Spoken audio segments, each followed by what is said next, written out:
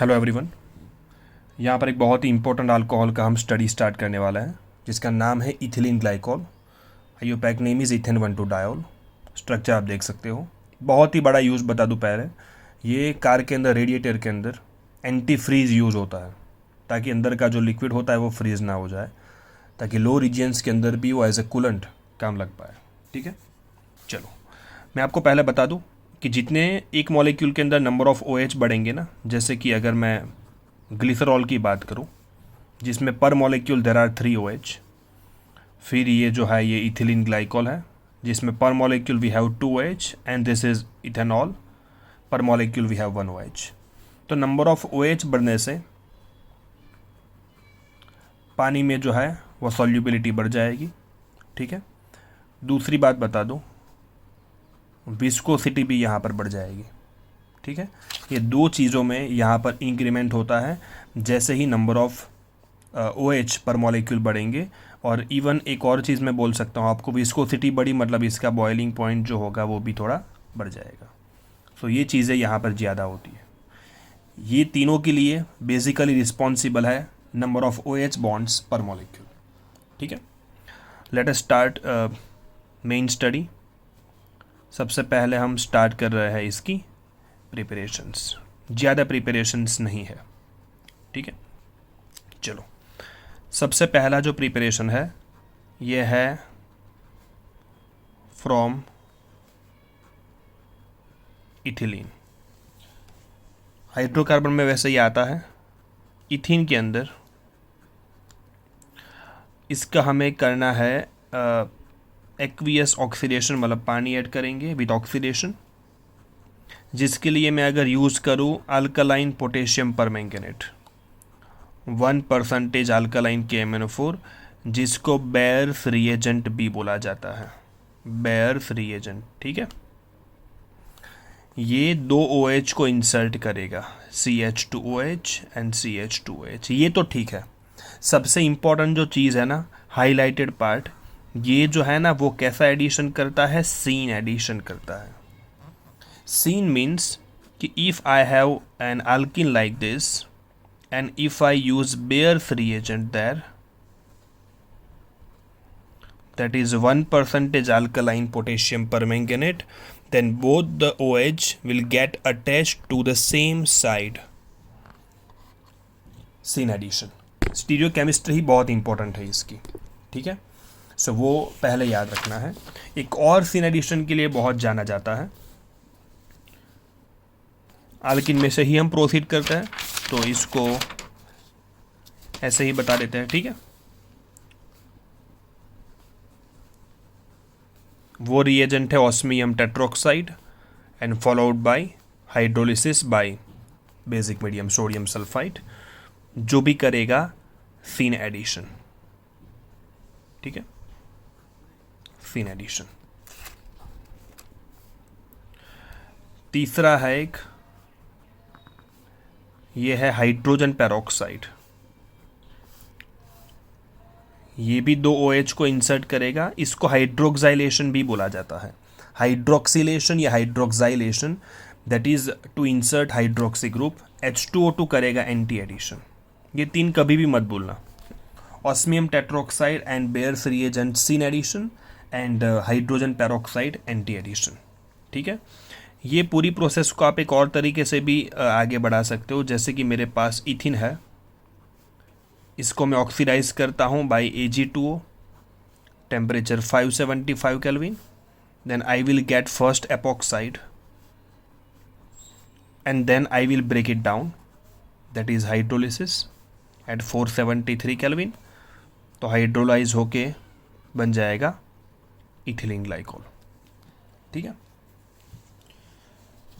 सो ये जो है अल्किन से प्रिपरेशन है। अब preparation number 2, that is from vicinal dihalide. ठीक है, बहुत इजी है, न्यूक्लियोफिलिक सब्सटीट्यूशन ही है। I have I am sorry 1,2-डाइब्रोमो इथेन। ठीक है, you can use aqueous Na2CO3 aqueous, KOH, NaOH, जो भी SN के लिए आप यूज़ कर सकते हो, यू कैन यूज़ ईयर। ठीक है, बहुत ईजी ये है। सो ये हो गई प्रिपरेशंस। बेसिकली दो ही है देखा जाए तो, ठीक है, बट यहाँ पर ये स्टीरियो केमिस्ट्री यहाँ पर हाईलाइटेड पार्ट में आ जाती है।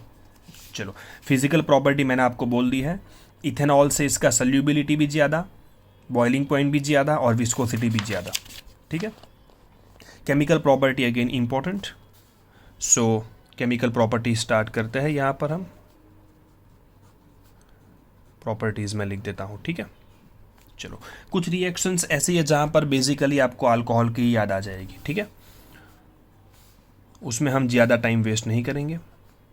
जो मोनोहाइड्रिक अल्कोहल में होता है वो यहीं पर भी करना है, जैसे कि सोडियम 323 केल्विन।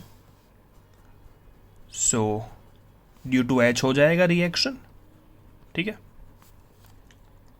2 मोल्स में यहाँ पर लिख देता हूँ। सो हाइड्रोजन गैस का इवोल्यूशन, पहली बार 323 और सेकंड टाइप पे टेम्परेचर चाहिए होगा 433 केल्विन। मैंने दोनों एक साथ कर दिए। ठीक, चलो, उसके बाद PCl5 में क्या होता है, OH निकल के Cl। तो आई डोंट थिंक कि मुझे लिखने की ज़रूरत है। ठीक है, OH निकल के Cl के लिए PCl5, PCl3 और SOCl2। अगर मैं इथिलीन ग्लाइकॉल का रिएक्शन Pi3 के साथ करता हूँ, सो Pi3OH निकाल के I को इंसर्ट करेगा। अब यहाँ पर थोड़ी एक नई चीज़ है। नई चीज़ यह है कि 2 I एडजेसेंट कार्बन पे आ गए, बाजू बाजू वाले कार्बन पे। याद रखो, जब भी 2 I बाजू बाजू वाले कार्बन पे आए, I की साइज बहुत बड़ी है, सो ये स्टेबल नहीं रह सकता, I2 के फॉर्म में उड़ जाएगा। और I2 के फॉर्म में उड़ गया तो बीच में बन जाएगा डबल बॉन्ड। तो ये एक थोड़ा ट्विस्ट हो गया यहाँ पर। ठीक है, बाकी तो सब सिंपल था। चलो, उसके बाद हम इसको ट्रीट करते हैं। अच्छा, एस्टरिफिकेशन भी आपको आ जाएगा। एसिटाइल क्लोराइड या एसिटिक एसिड या एसिटिक एनहाइड्राइड के साथ ट्रीट करूँगा तो बन जाएगा एस्टर, OCOCH3 हो जाएगा। वो सेम लाइक आप ट्रीट करते हो जैसे मोनोहाइड्रिक को, same way you have to treat this ethylene glycol. ठीक है, उसके बाद है reaction with terephthalic acid. Terephthalic भी लिख देता हूं और थेलिक एसिड, ये दोनों से है ना एक पॉलीमर का फॉर्मेशन होता है। ये हमारा इथिलीन ग्लाइकॉल। ठीक है, टरथेलिक एसिड पैरा पोजीशन पे, बेंजीन के पैरा पोजीशन पे 2 COOH। हम क्योंकि पॉलीमर फॉर्म करने जा रहे हैं, we are going to take N moles. Okay, यहाँ से H और यहाँ से OH। जहाँ पर COOH है उसका OH जाएगा, OH का H जाएगा। सो removal of N molecules of water. बाकी बचा वो लिख देते हैं। यहाँ पर ये O, CH2 CH2O के साथ ये C डबल बॉन्ड O हो जाएगा। अगेन बेंजीन रिंग और बाकी बचा C double bond O। This chain will continued. Okay, और ये जो है ester group for so many times I will say this as polyester, जिसका नाम है टेरिलीन, या तो आप इसको डेक्रॉन भी बोल सकते हो। ठीक है, ये एक बहुत इंपॉर्टेंट पॉलीमर है जो पॉलीमर चैप्टर के अंदर भी आएगा। और अगर मैं यहाँ पर अगर थैलिक एसिड ले लूँ तो मुझे मिलेगा ग्लिप्टल, ऑर्थो पोजीशन पे 2 COOH। राइट, सेम वे हमें प्रोसीड करना है। N मॉलिक्यूल्स ऑफ वाटर निकल जाएगा, यहाँ से OH, यहाँ से H, यहाँ से OH, यहाँ से H। So I am writing like this. Okay, so यहाँ पर हो जाएगा ये O, CH2 CH2O, C double bond O,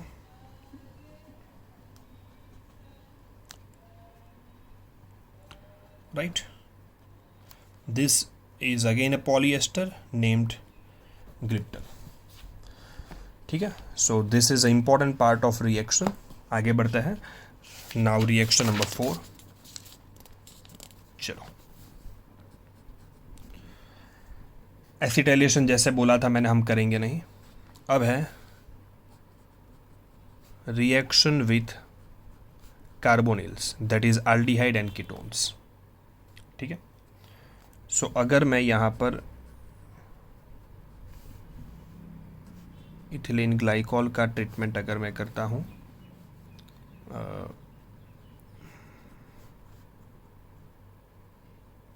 ठीक है, acetaldehyde,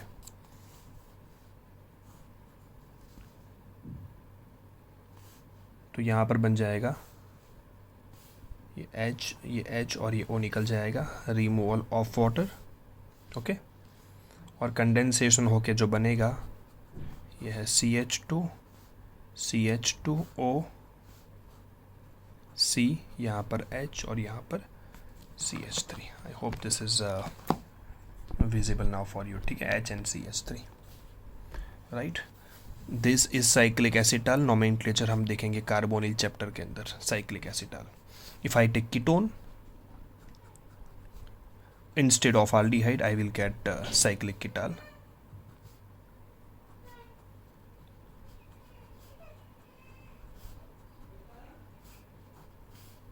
same way removal of water हो जाएगा। ठीक है,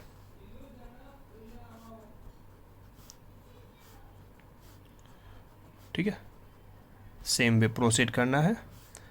this is with a cyclic ketal, right.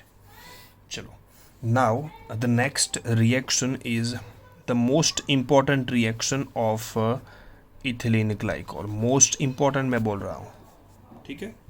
सो इसको कभी नहीं भूलना है, मैं इसको टॉप 10 में रखता हूँ, इतनी इंपॉर्टेंट रिएक्शन है ये। ठीक है, और ये रिएक्शन जो है वो है उसका ऑक्सीडेशन। चलो, सबसे पहले इसका ऑक्सीडेशन करता हूँ मैं with nitric acid, that is HNO3। HNO3 step oxidation करेगा, मैं आपको बता देता हूँ। आप देखते हो दोनों के दोनों अल्कोहल्स प्राइमरी है। सो प्राइमरी अल्कोहल का ऑक्सीडेशन करूँगा तो एक अल्कोहल को मैं एल्डिहाइड में कन्वर्ट करता हूँ। ठीक है, इसका नाम ग्लाइकोल है, ये हो जाएगा ग्लाइकोल एल्डिहाइड, ग्लाइकोल एल्डिहाइड। इसको ऑक्सीडाइज करूँगा तो एल्डिहाइड कन्वर्ट हो जाएगा कार्बोक्सिलिक एसिड, जो अल्कोहल में बता चुका हूँ। Glycol aldehyde, glycolic acid, glycol aldehyde, और इसका नाम है ग्लाइकोलिक एसिड। हो सकता है कि यहाँ पर ऑक्सीडेशन करूँ तो दूसरा प्राइमरी अल्कोहल एल्डिहाइड में चला जाएगा, इसका नाम है ग्लायोक्सल। ठीक है, चलो आगे प्रोसीड करता है। इसको ऑक्सीडाइज करता हूँ तो एल्डिहाइड जाएगा एसिड में, दूसरा एल्डिहाइड वैसा, glyoxylic acid, glycol aldehyde, glycolic acid, glyoxal, glyoxylic acid, जो यहाँ से भी बन सकता है, और फाइनली इसको ऑक्सीडाइज करूँगा, then both will go to COOH oxalic acid. Okay, so this is first part of oxidation by HNO3. Stepwise it converts primary alcohol to aldehyde and then after acid, और finally convert हो जाएगा oxalic acid के अंदर। ठीक है, अब जो अगला ऑक्सीडेशन है यह है oxidation with per iodic acid, या तो फिर आप ऑक्सीडाइज कर सकते हो lead tetraacetate. Both are going to give the same product, और जो इम्पोर्टेंट बात कर रहा था वो इसी की थी। ये दोनों सेम काम करते हैं, थोड़ा ठीक से इसको देखना। ये क्या करेगा, ग्लाइकोलिक लिंकेज को डिस्टर्ब करेगा, मतलब जहाँ जहाँ आपको बाजू बाजू में 2 OH दिखेंगे ना, ये HiO4 जो है वो यहाँ से ब्रेक करेगा और दोनों पार्ट को कार्बोनिल में कन्वर्ट करेगा। सो आई विल गेट एक कार्बन वाला कार्बोनिल दैट इज़ फॉर्माल्डिहाइड, और नीचे वाला भी फॉर्माल्डिहाइड है, और HiO4 HiO3 में कन्वर्ट होता है बाई प्रोडक्ट। ठीक है, बाई प्रोडक्ट दूसरी वाटर हो जाएगी यहाँ पर। ठीक है, ये है। मैं आपको एग्जांपल बाद में देता हूँ। इसको अगर मैं ऑक्सीडाइज करूँ by lead tetraacetate Pb+4 which is oxidising agent. Pb+4 is oxidising agent. अगर आपको पीरियोडिसिटी आता है तो आपको पता चल भी जाना चाहिए due to inert pair effect. इसके बाई प्रोडक्ट जो है वो Pb+2 में कन्वर्ट हो जाएगा लेड एसीटेट। ठीक है, चलो अगर मैं आपको कुछ ऐसा एग्जांपल दे दूं,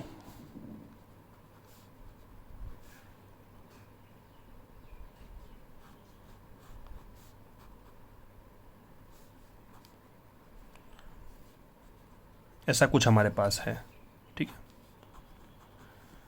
तो यहाँ पर आप देख सकते हो कि कितने OH आपको दिख रहे हैं, 1 2 3 4 5। बट अगर मैं इसको HiO4 से ट्रीट करता हूँ तो सिर्फ ग्लाइकोलिक लिंकेज को डिस्टर्ब करेगा, हमें उसे ही डिस्टर्ब करना है। तो कितने मोल यूज़ होंगे HiO4 के? तो एक ये है, ये ग्लाइकोलिक लिंकेज नहीं है, आजू बाजू में कोई OH नहीं है, और दूसरा ये है।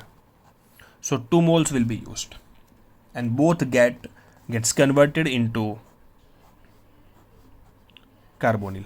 तो पहले मैं बाकी वाला कॉपी कर देता हूँ। ठीक है, ये कार्बोनिल था ही, यहाँ पर दोनों C डबल बॉन्ड O में जाएंगे।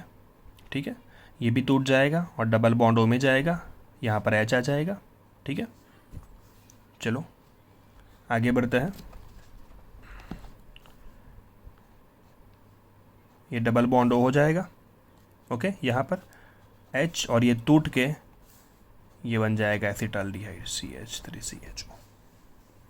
ऐसे बहुत एग्जाम्पल्स आएंगे आगे भी, सो ये याद रखना है, बहुत इंपॉर्टेंट। ठीक है, ऑक्सीडेशन का अगला पार्ट विथ एसिडिक KMnO4, या तो फिर एसिडिक पोटेशियम डाइक्रोमेट K2Cr2O7H+। ठीक है, अगर मैं इसको ऑक्सीडाइज करूँ, बहुत strong oxidising agent acidic KMnO4, तो ये लिंक टूटेगी। दोनों आल्डिहाइड में जाते थे, दोनों कार्बोनिल में जाते थे, यहाँ पर दोनों के दोनों एसिड में चले जाएंगे, रिस्पेक्टिव कार्बन, एक एक कार्बन। ठीक है, सो ये हो गया पूरा ऑक्सीडेशन, पर आयोडिक एसिड वाला सबसे हाईलाइटेड पार्ट। ठीक है, चलो नेक्स्ट मूव करते हैं। रिएक्शन नंबर कौन से पहुँचे हम? नंबर 6 पे पहुँचे। ठीक है, 6 वाला जो है ये है डिहाइड्रेशन, और ये हमारा आखिरी रिएक्शन है। ठीक है, डिहाइड्रेशन में 3 है हमारे पास अलग अलग। अगर मैं इथिलीन ग्लाइकॉल को डिहाइड्रेट करूं 773 केल्विन पे, तो यहाँ से OH और यहाँ से H जाएगा और मुझे मिलेगा ईथर। ठीक है, डिहाइड्रेट, पानी निकाला हाई टेम्परेचर पे 773 केल्विन। ओके, सोचने वाला कुछ नहीं है। नेक्स्ट सेकंड जो है, अगर मैं इथिलीन ग्लाइकॉल को डिहाइड्रेट करता हूँ बाय एनहाइड्रस ZnCl2 या तो फिर सल्फ्यूरिक एसिड, तो बीटा एलिमिनेशन होगा। यहाँ से OH, यहाँ से H, I will get vinyl alcohol जो टोटोमराइज होके कन्वर्ट हो जाएगा एसिटाल्डिहाइड के अंदर। और तीसरा यह है distillation, dehydration distillation by concentrated H2SO4। यहाँ पर इथिलीन ग्लाइकॉल के 2 मॉलिक्यूल्स यूज़ हो जाएंगे। ये डिस्टिलेशन प्रोसेस है, याद रखो, ऊपर डिहाइड्रेशन होता है लेकिन डिस्टिलेशन किया है by sulphuric acid, concentrated sulphuric acid, यहाँ से OH, यहाँ से H, यहाँ से OH, यहाँ से H, we get a cyclic ether जिसका नाम है 1,4-डाइऑक्साइन। ठीक है, और अगर मैं फॉस्फोरिक एसिड से हीट करता ना इसको, तो सिर्फ एक ही जगह से O अटैच होता, यहाँ से OH खुला रहता, ये कुछ नहीं होता, यहाँ से लिंक हो जाती इथरल। ठीक है, so this is complete ethylene glycol. I repeat, it is very very important.